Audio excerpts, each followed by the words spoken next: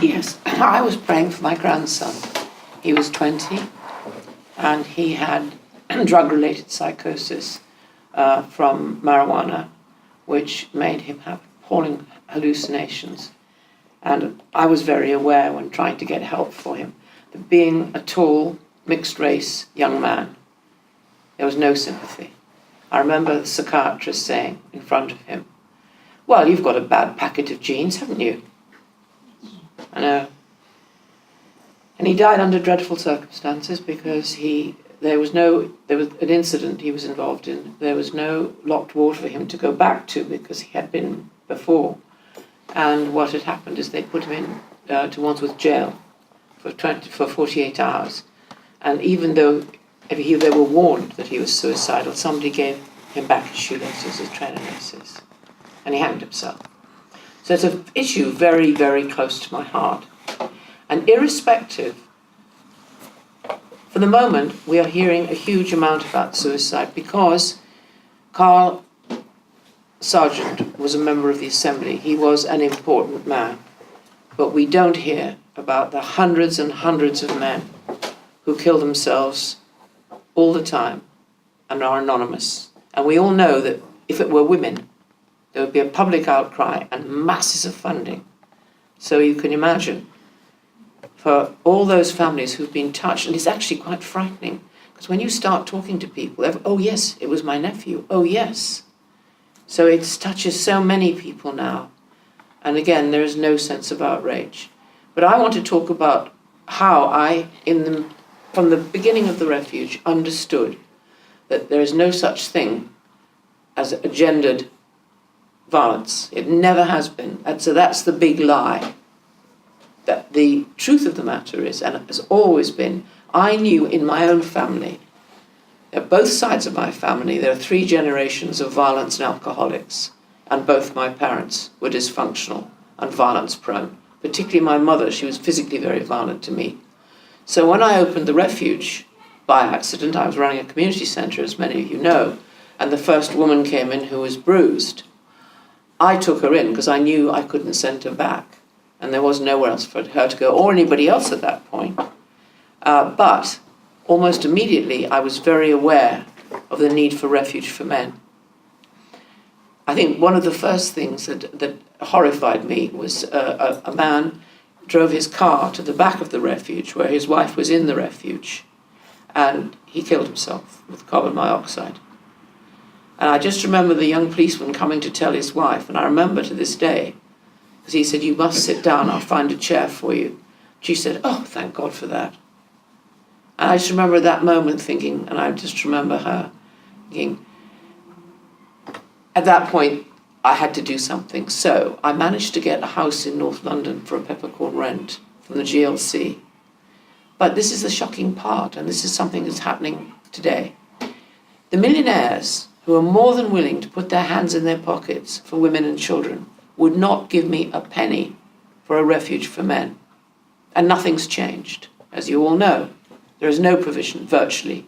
Every so often somebody seriously tries, there's a couple of beds, and then they go down for that. Or those of you who know Earl Silverman from Canada, he hanged himself in the end because he tried to keep his home open for men and refuge. And he really was naive enough to believe the Canadian government would listen to what he was saying and the numbers of men who asked him for help. And in the end, he took his own life out of a sense of absolute despair.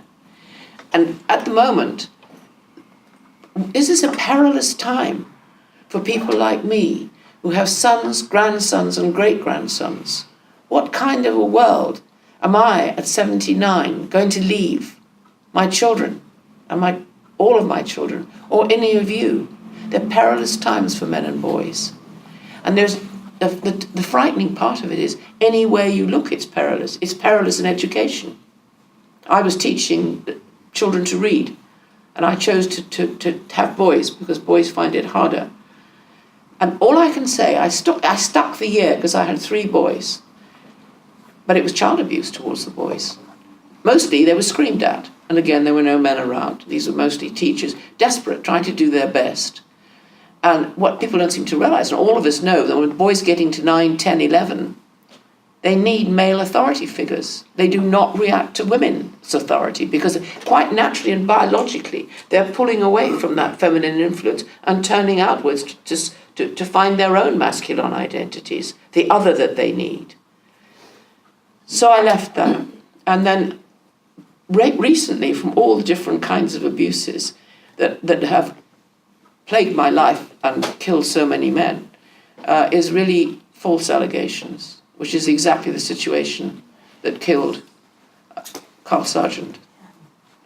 And the fact that he can be sacked, he's lost the whole of his life's work.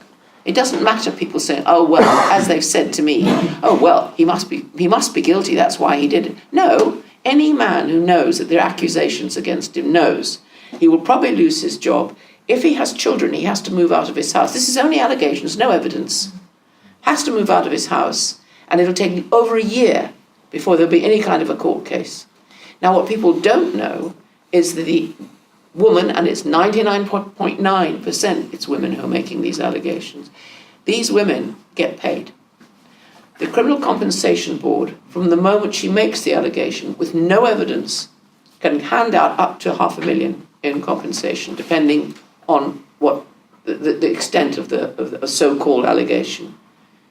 Taxpayers are paying this, and if he then is acquitted, they keep the money. And the police will help you fill in the form. This is a matter of fact, not fiction. And it's been going on for a long, long time. The only reason that it's all coming to common ground now is because this man in the Welsh Assembly hanged himself. And I am hoping that his family will do what I did when Keita died. I took the Home Office right the way through the entire court system in England and then to Brussels. And my wish is that it's going to take, we men have to start suing. No one is going to listen until they do, because what they do, they play the paper trail with you. Letters, memos, yes, assertions, texts, anything, but they do not actually take any action. I don't know how many of you have seen Mark Pearson's case. He was going home completely innocent, Waterloo Station. Did any of you see that case? Yep. There was, next morning, police outside. You've been accused of abusing this woman on the platform. The actual details of the abuse are so gross, they're not physically possible. A judge told the CPS that they should give the case up. CPS insisted. Now, why would the CPS insist when the actual CTV cameras showed that he didn't touch her? He walked straight past her. Why would they do that? Well, 63% of the staff of the Crown Prosecution Service are women. Alison Saunders is a very well-known radical feminist. And I'll bet my bottom dollar so are the other 62 women. And it's open season on men.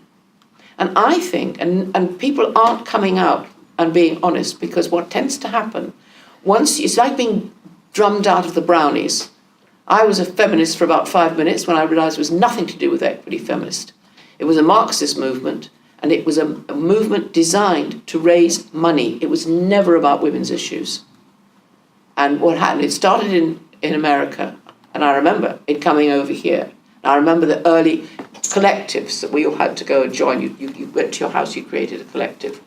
And then we were all told that our problem was our husbands. It was just good old-fashioned communist brainwashing, actually, which I knew a lot about because my parents had been captured by communists. We didn't see them for 3 years. Now what's happened, it's huge. It's $1 billion industry. 300 million a year goes to refuge and women's aid. And women's aid, Welsh Women's Aid, are one of the most vociferous groups, anti-men, violently anti-men, and will actually act against all fathers' interests. And the problem is the judiciary has been usurped by feminist training methods, because feminists do all the training right the way through almost everything in this country that happens. And for those of you who have ever had to come across the Duluth model, that is one of the most dangerous things that you can be forced to do by Kafka's social workers and a judge. And if you are forced onto one of their programs, one of the first things you have to do is to apologize for your male privileges. How can the government fund such an openly obvious political ideology. We have to get, we get spent on details because the stories that are happening are so horrifying. But we do have to get to the nub of the problem. I've always called it the evil empire. And until we actually start dismantling the funding, we're never going to get anywhere because it's self-perpetuating. And tonight, and everywhere, hopefully, we are discussing the fact that men are dying, and they're dying from this condition. And the condition they're dying from is being hated, being discriminated against. In a sense, if you look at the figures of men who lose their homes, their families, their children, and most of them, 90% of those homeless men are there as a result of domestic violence. They've been kicked out, they've been lost. And those are the ones that have survived just.